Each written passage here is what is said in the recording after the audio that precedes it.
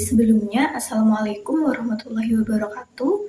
Perkenalkan, nama saya Nanda Budi Astianti dari Program Studi Tadris Bahasa Indonesia, Fakultas Adab dan Bahasa dengan NIM 256151063. Nah, di sini saya akan menjelaskan sedikit mengenai sastra.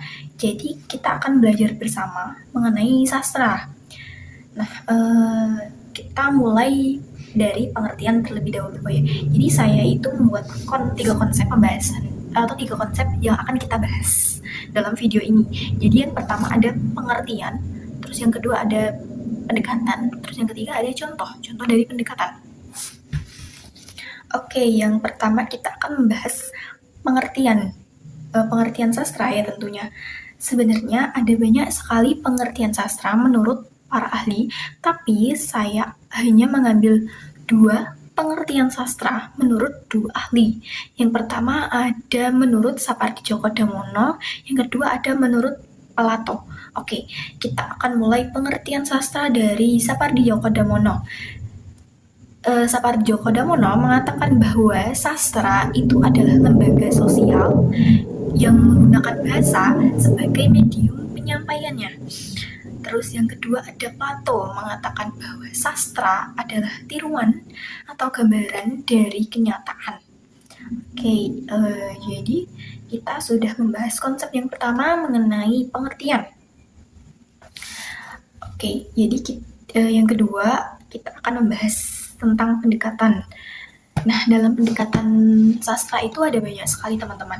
Ada pendekatan strukturalisme, ada pendekatan semiotik, ada pendekatan empiris, ada pendekatan feminisme, terus sosiologis, psikologis. Sepertinya sudah saya sebutkan. Terus ada pendekatan biografi dan lain-lain. Nah, tapi saya tidak akan membahas semua pendekatan itu. Saya akan membahas satu pendekatan, yaitu pendekatan strukturalisme. Jadi pendekatan strukturalisme ini adalah pendekatan yang menganalisis karya sastra dari struktur internalnya saja tanpa fokus pada struktur eksternal. Nah, maksudnya struktur internal dan struktur eksternal itu apa sih? Contoh dalam struktur internal itu seperti alur, tema, tokoh dan penokohan, narasi, sudut pandang seperti itu. Terus struktur eksternal itu seperti siapakah pengarang dari karya sastra ini, atau di manakah karya sastra ini ditulis, atau bagaimanakah keadaan psikologis dari si pengarang karya sastra ini, seperti itu. Jadi kita itu tidak akan membahas faktor struktur eksternal dari karya sastra. Kita akan membahas struktur internal dari karya sastra. Hanya fokus pada teks itu tanpa melihat di luar teks. Seperti itu. Nah, sebelum itu, strukturalisme ini berasal dari linguistik yang dipelopori oleh Bapak Ferdinand de Saussure. Salah satu pemikirannya itu adalah makna itu tidak bisa berdiri sendiri. Makna itu bisa hadir jika ada perbedaan dan hubungan. Contoh, kita ambil contoh. Contohnya adalah kata kucing. Kata kucing ini baru ada maknanya kalau ada kata seperti kelinci, anjing, jerapah, gajah, dan lain-lain. Maksudnya bagaimana? Jadi teman-teman bisa bayangin kalau kata kucing ini digunakan untuk nama semua hewan. Nah, kata kucing ini kan seperti tidak ada maknanya. Kayak random seperti itu. Nah, kata kucing ini baru ada maknanya kalau ada kata yang berbeda, seperti kata anjing. Coba kita bedakan. Kata kucing ini yang makannya ikan, terus kakinya 4, suaranya miau, seperti itu.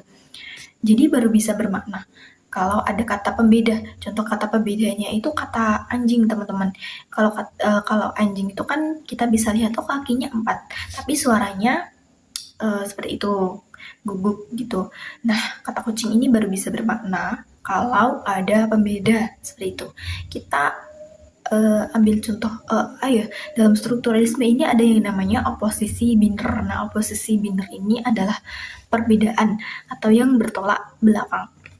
Oh ya, selain contoh kucing dan anjing itu, kita ambil contoh kata putih dan hitam. Nah,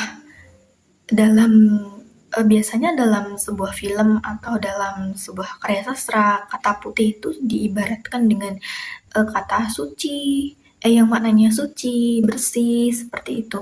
Kok kita bisa melihat sebuah kata putih ini maknanya suci, bersih, dan lain-lain ini bagaimana? Nah, kan tidak mungkin kita bisa memberikan makna seperti itu hanya dalam mendengar kata putih, seperti itu. Jadi kita bisa menyampaikan maknanya seperti itu karena ada pembeda. Kata putih itu kan berbeda atau bertolak belakang dengan kata hitam. Nah, kata hitam itu sering diibaratkan seperti penuh dosa, jahat, atau hal buruk yang lain. Nah, jadi kata putih itu bisa bermakna baik jika ada kata hitam yang artinya buruk, seperti itu. Contoh yang lain. Kata terang itu bisa bermakna terang karena ada kegelapan. Bayangkan teman-teman, tidak ada kegelapan. Nah, terang itu seperti tidak ada maknanya, gitu, seperti itu. Jadi baru ada kata terang bila ada yang namanya kegelapan, seperti itu. Ya, itu sedikit pembahasan pendekatan sastra dari saya, pendekatan strukturalisme. Cukup sekian, bila ada salah kata saya mohon maaf. Bila itu wal hidayah. Wassalamualaikum warahmatullahi wabarakatuh.